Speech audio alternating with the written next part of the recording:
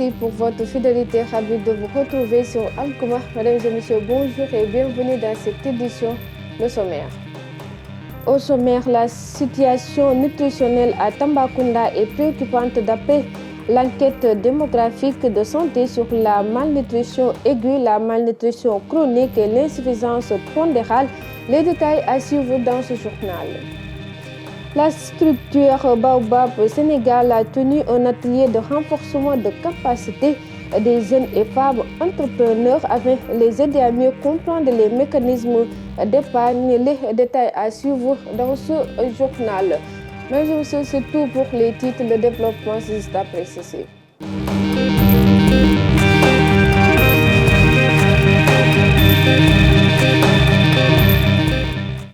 Bienvenue, le comité régional de développement de la nutrition qui réunit l'ensemble des chefs de service au niveau régional, acteurs de la société civile et ONG qui intervient dans le cadre de la nutrition a été tenu ce 10 septembre à la gouvernance de Tambacounda. Selon Mam Samba Baldé, responsable du bureau exécutif du Conseil national de développement de la nutrition pour les régions de Kédougou et de Tambacounda, l'enquête démographique de santé montre que la malnutrition aiguë, la malnutrition chronique et l'insuffisance pondérale sont préoccupantes à Tambacounda. Suivons ces propos. Comparé aux autres régions, comparé aussi à la moyenne nationale, Tambacounda occupe une place préoccupante qui sont des taux qui sont parfois assez précaires. Le taux par rapport à la malnutrition aiguë, on est à 17 points, 17,6. Si ma mémoire elle est bonne, la malnutrition modérée, on est à 26 points et quelques. Donc voilà des taux vraiment qui ont carrément grimpé, augmenté entre 2019 et 2023. Donc c'est à ça que nous faisons un petit rappel par rapport à l'ensemble du comité régional de développement. Mais aussi c'était un moment pour nous de revenir surtout avec le PSMN 2. Le PSMN 2, c'est le plan stratégique multisectoriel sur la nutrition 2024-2028 qui intègre l'ensemble des secteurs contributifs au développement de la nutrition qui sont au nombre de 20. Et vous avez vu avec l'appui du projet PINGS, le projet intégré de nutrition et de genre au Sénégal, qui nous appuie dans le développement de la nutrition dans les régions de Kolda, Sédhiou, Kédougou, Tambacounda et Kaffrine. On mène beaucoup d'activités sensibles de nutrition en collaboration avec les eaux et forêts, avec le secteur de l'élevage, de l'agriculture, l'ANA, mais aussi la pêche. Les causes liées au manque d'information, qui est une problématique. Il y a lié à l'éducation parce que les gens ne savent pas. J'ai rappelé l'information, mais aussi lié aux problèmes d'hygiène et d'assainissement. Donc il y a plusieurs facteurs déterminants qui causent la malnutrition, mais ce n'est pas seulement spécifique à Tamba, c'est partout. C'est comme ça. Maintenant, c'est comment inviter les collectivités territoriales à investir plus sur des secteurs sensibles de nutrition. Lorsque je dis sensibles de nutrition, ce sont des secteurs tels que l'assainissement, tels que l'eau, l'éducation. Il faut renforcer vraiment le développement de la nutrition à travers la prise en compte de la dimension nutrition au niveau des PDC, les plans de développement communautaire qui sont élaborés. Elle est une dimension intégrée, ce n'est pas une dimension spécifique, mais qu'il faut l'intégrer partout. Lorsqu'on investit sur l'eau, on est en train d'investir sur la nutrition. Lorsqu'on investit sur l'assainissement, idem. Lorsqu'on investit sur l'éducation, sur la santé, ainsi. Comme on l'a dit, il y a un décret qui a été pris, je crois, en 2024 ou début 2025 qui encadre tout ce qui est l'alimentation concernant l'âge, l'enfant, l'alimentation du nourrisson et du jeune enfant qui est en train d'encadrer. Maintenant, les gens sont en train de travailler pour essayer vraiment de matérialiser vraiment ce décret qui a été signé par le chef de l'État. Et nous avons la ferme volonté et nous sommes aussi conscients que ça va se matérialiser sur le terrain avec les interventions de l'ensemble des secteurs qui sont concernés par ce décret. Le PINX, plan stratégique multisectoriel de la nutrition, est sur le projet intégré de nutrition et genre au Sénégal qui est dans des activités sensibles de nutrition, accompagne les femmes et les adolescents à développer des actions de nutrition. Et puis Mamadou Ndiaye, coordonnateur du projet PINX pour les régions de Tambacounda et Kédougou, nous en dit plus. C'est un projet multisectoriel, donc il y a beaucoup de secteurs qui interviennent dans la mise en œuvre du projet au niveau national et au niveau régional à travers les services techniques déconcentrés. Donc c'est un projet qui cible prioritairement les femmes et les adolescentes et qui est mis en œuvre dans 5 régions, les régions de Kaffrine, Kolda, Sédhiou, Tambacounda et Kédougou. Voilà, avec des activités qui tournent essentiellement autour de l'autonomisation des femmes et des ados jeunes, de la dimension du genre aussi, l'intégration du genre, hein, c'est le volet institutionnalisation du projet, et la communication pour le changement de comportement. Donc ces 3 partenaires, chacun a un volet spécifique à gérer dans ce projet. Voilà. Mais ce qu'on adresse, c'est les questions liées à la nutrition et à la santé de la reproduction, tout en étant entendu bien sûr qu'il y a un lien qui existe aussi entre la SR et la nutrition. Voyez-vous, par exemple, une jeune fille qui ne mange pas bien, qui est anémiée par exemple, ça aura des problèmes, voilà, pour la gestion de ses menstrues et ainsi de suite. Donc les deux sont intimement liés et c'est cela même que le projet adresse dans ses interventions. Il y a par exemple les secteurs de la pêche, l'agriculture, l'aquaculture, les femmes qui sont dans des GIE pro-nutrition, dans la transformation des produits. Ces femmes-là sont appuyées, voilà, dotation de matériel, renforcement de capacité à travers les sessions de formation qui sont organisées par ces différents secteurs, l'accompagnement, le développement d'activités génératrices de revenus, parce que c'est extrêmement important pour qu'in fine, ces femmes aient la possibilité d'accroître, si vous voulez, leur revenu, leur niveau de vie.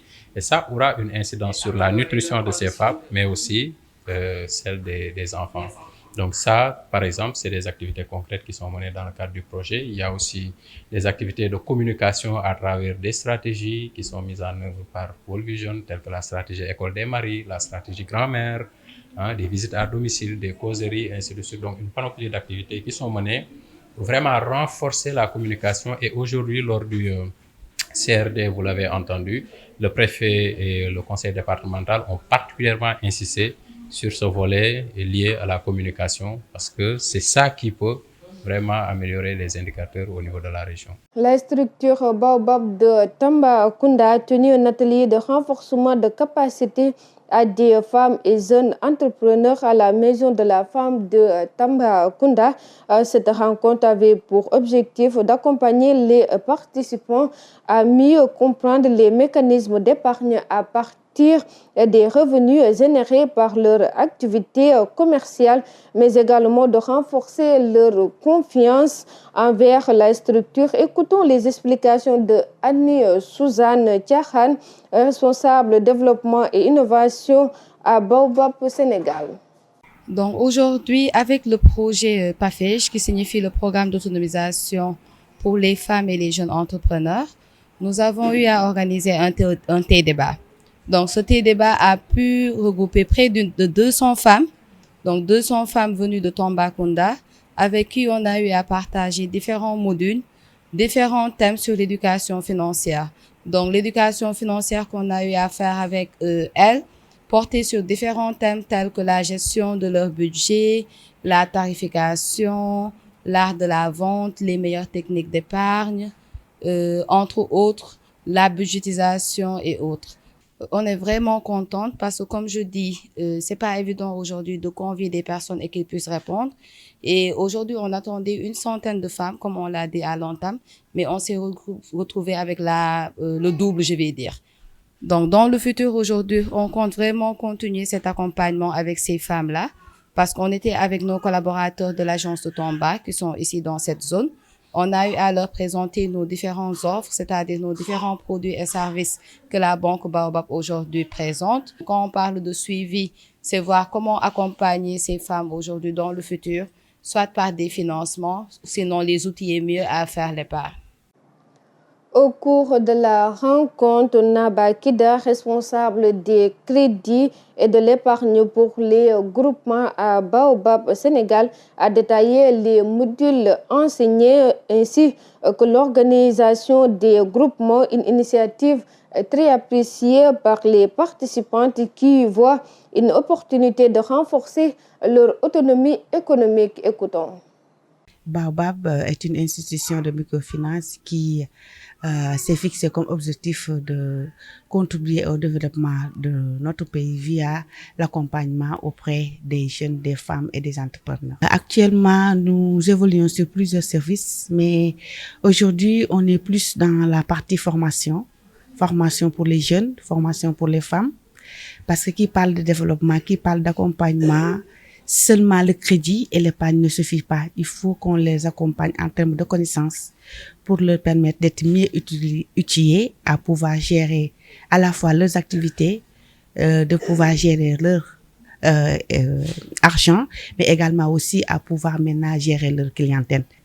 Une formation qu'on leur fait pour leur permettre de savoir comment Baobab travaille avec les groupements.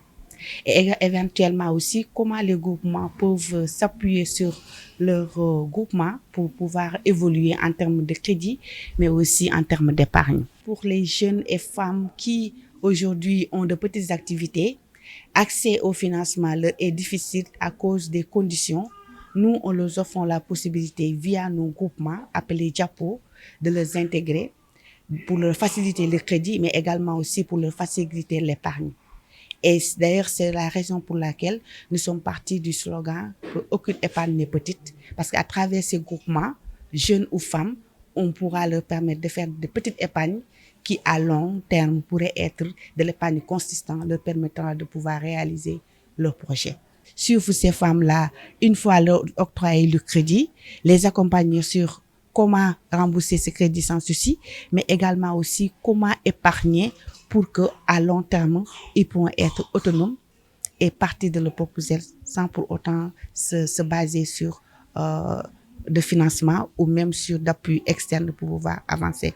Donc ce suivi-là, nous, on le fait du début à la fin du parcours avec nos groupements de femmes.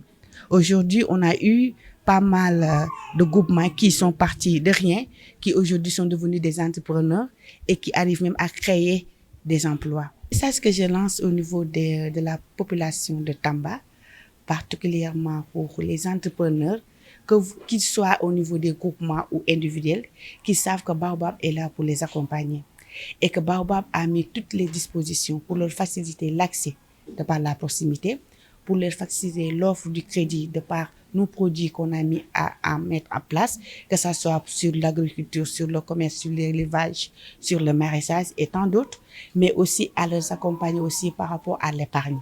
C'est ainsi que s'achève cette édition. Merci de nous avoir écoutés. On vous donne rendez-vous à 1h30 pour la version Wolof. D'ici là, portez-vous bien.